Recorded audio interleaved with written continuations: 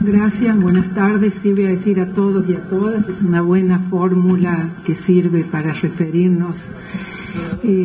La verdad que tengo que empezar con una confesión. Estuve muy tentada de decir que no, inhibida no soy especialista, soy escritora, periodista, pero no soy una legisladora o una periodista que sea disfrazado de legisladora para contar cómo son los legisladores. Pero de todos modos, todavía conservo la mirada de la cronista que me da una gran distancia, y por eso me gustaría referirme y compartir con ustedes sobre todo algo que me perturba bastante, que es cómo legislamos. Entonces, primero decir que agradezco y celebro que se haga esta reunión en el Congreso de la Nación, que se haga a propuesta de un diputado. Celebro y confío y espero que esto se multiplique,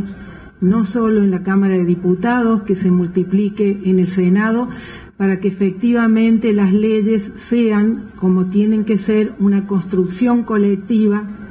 que podamos debatir entre todos,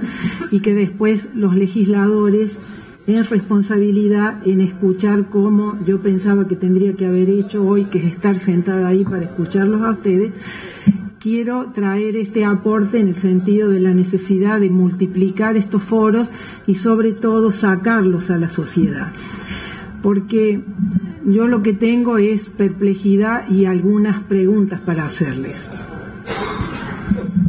Integré la Comisión de Cultura en Diputados. En el Senado la Comisión de Cultura está integrada a la Comisión de Educación, de modo que mi trabajo ha sido más centrado en los temas de cultura. Pero como diputada, llevo trabajando los 4 años que estuve como diputada y ahora sigo trabajando este año, y confío que a fin de este año voy a poder finalmente presentar un proyecto para garantizar una situación laboral de estabilidad para lo que ellos asimismo se llaman como los jóvenes precarizados, los investigadores. Y he aprendido mucho en eso de cómo la ley hay que construirla. La ley tiene que demorarse, la ley tiene que debatirse. Y digo todo esto porque ahora en el Senado hay 2 proyectos de educación superior que a mí me gustaría que tengan este tratamiento para que realmente lleguemos a una palabrita que se utiliza mucho, pero que se utiliza más como un fin en sí mismo, que es el consenso, cuando en realidad el consenso no es otra cosa que habernos puesto a trabajar sobre los conflictos y que todos podamos realmente tener leyes que nos pertenezcan a todos porque pertenecen a la nación. Antes de hablar me reía conmigo misma porque decía, como periodista tuve que aprender a improvisar. En la universidad hay que leer para darse autoridad al texto que uno tiene, y en la Cámara uno no puede leer, tiene que pedir permiso. Pero como ahora no voy a tener que pedirle permiso al doctor Cobos para leer, permítanme, me parece que lo mejor que pueda decir es mi aporte a este proyecto en relación a las condiciones de los investigadores. Digo, si el desarrollo democrático se mide por la calidad y equidad de las leyes que consagran los derechos fundamentales, las carencias y los vacíos legales advierten también acerca de las prioridades sobre las que se apoya la convivencia colectiva, o sea, la política. Argentina, con los pesares y avatares de su historia cercana, ha incorporado a su cultura, sobre todo ha incorporado a la Constitución, derechos consagrados constitucionalmente. No creo que todavía hayamos construido una cultura de derechos humanos en el sentido de valores de una legalidad compartida, y no caer en lo que escuchamos a veces en la cancelación del debate, que es la interpretación de los derechos, cuando en realidad los derechos no son ni de derecha ni de izquierda, son derechos universales que los gobernantes lo único que tenemos que hacer, los legisladores, es respetarlos. De modo que así como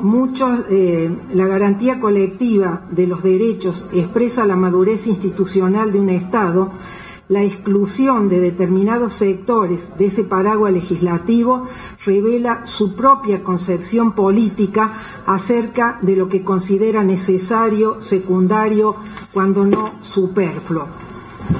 Y se habla mucho de la investigación,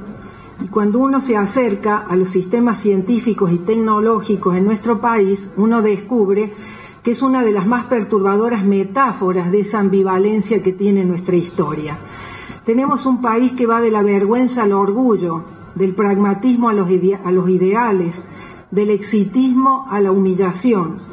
Un país que formó a 3 premios Nobel, pero es el mismo país que desalojó a una generación de universitarios, no solo que comenzó con la noche de los bastones largos, sino que terminó con la generación a la que pertenezco, la de los desaparecidos.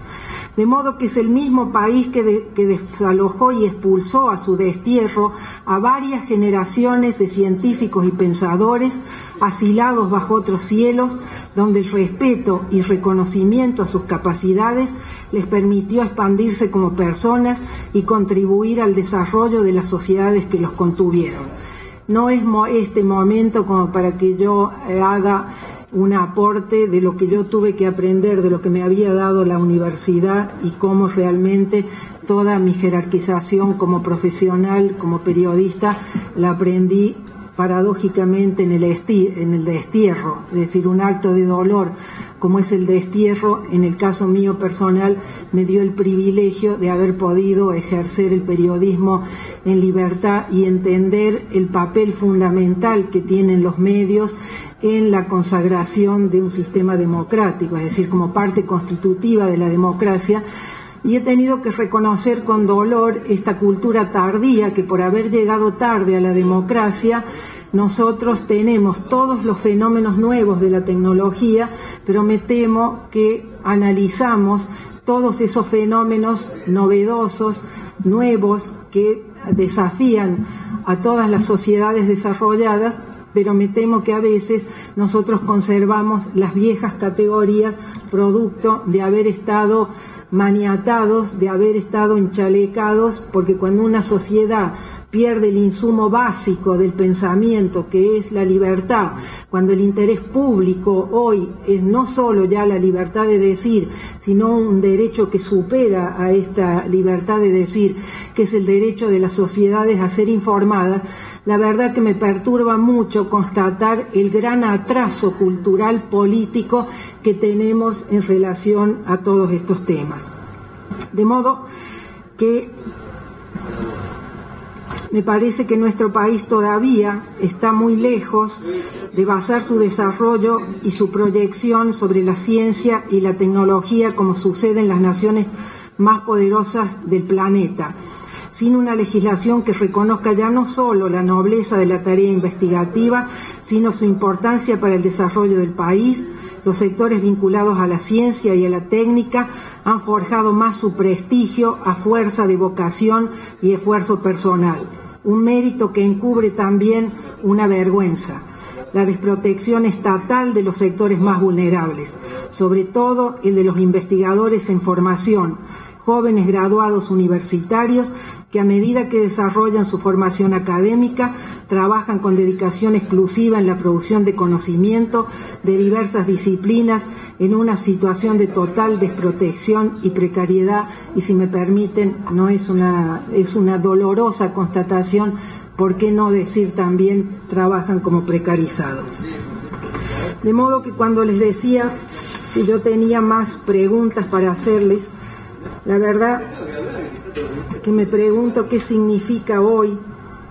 la autonomía universitaria en esta sociedad globalizada, una palabra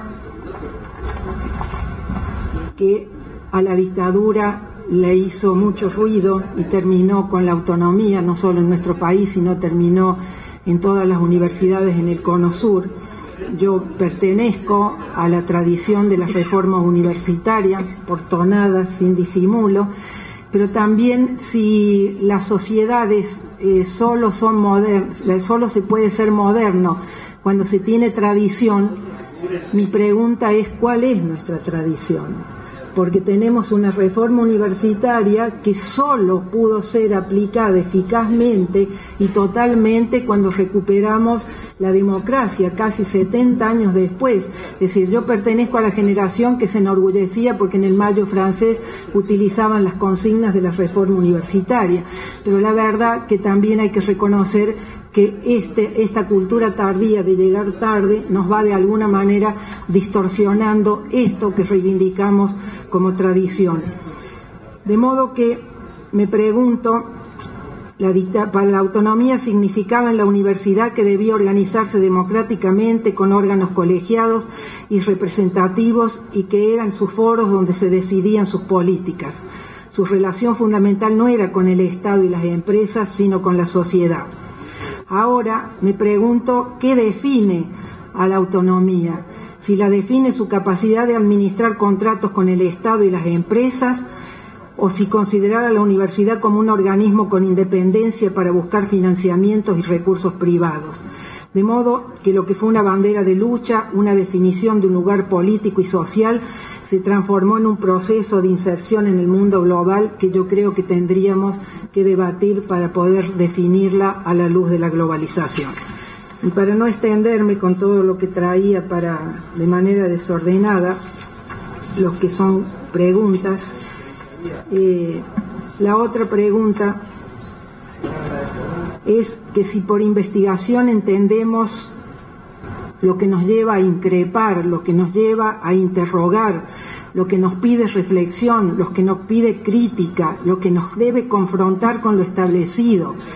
que tenemos que inventar, si tenemos que crear, si por investigación entendemos el trabajo del pensamiento y del lenguaje para pensar y decir todo lo que no ha sido pensado ni dicho, este poder que nos increpa, una sociedad que nos increpa, que se ha modificado tanto, que reconocemos cómo toda la tecnología ha modificado todos nuestros comportamientos y nuestras conductas, y sin embargo nos cuesta pensar que toda esa modificación tecnológica también tiene que incorporarse a modificar nuestras ideas para cumplir con aquello de que no hay ideas, las ideas tienen que ser, para que sean limpias, las tenemos que lavar como las camisas. De modo que todo lo que tenemos como tradición, insisto, me gustaría que pudiéramos multiplicar en el debate a la luz de estas nuevas realidades para poder dar respuestas totalizadoras, plurales y sobre todo que sean abiertas para que la investigación, sobre todo, si la vamos a entender como una acción civilizatoria contra la barbarie social y política. Entonces, en este caso, la respuesta que queda con un gran interrogante es si la universidad de hoy efectivamente nos está ayudando a construir lo que constatamos que nos falta como cultura de todos, que es una cultura de diálogo, que es una cultura de respeto al otro, porque si no hay diálogo, primero que si no hay libertad no puede haber pensamiento. Y la riqueza que nos da el sistema democrático, un sistema, es cierto, joven todavía, pero que me parece que si no llenamos de corazón democrático, si no ponemos la pluralidad, si no ponemos el respeto al otro, si no ponemos el diálogo, vamos a seguir hablando de lo que hablamos tanto, que son de precios y no de valores, hablar de presupuestos y no de preguntarnos para qué estudiamos, para qué tiene que ser la universidad, si va a formar, qué va a formar, profesionales, ciudadanos, pero es un debate que nos debemos todos, y agradezco muchísimo al libro del doctor Tacchini, confesando mi ignorancia inicial, que efectivamente, como decía el doctor Sanguinetti, es un libro útil, práctico, y que en el caso mío me ha ayudado muchísimo, y me comprometo como senadora integrante de la Comisión de Cultura y Educación convocarlos a más debates como este y ampliarlos al resto de la sociedad. Gracias.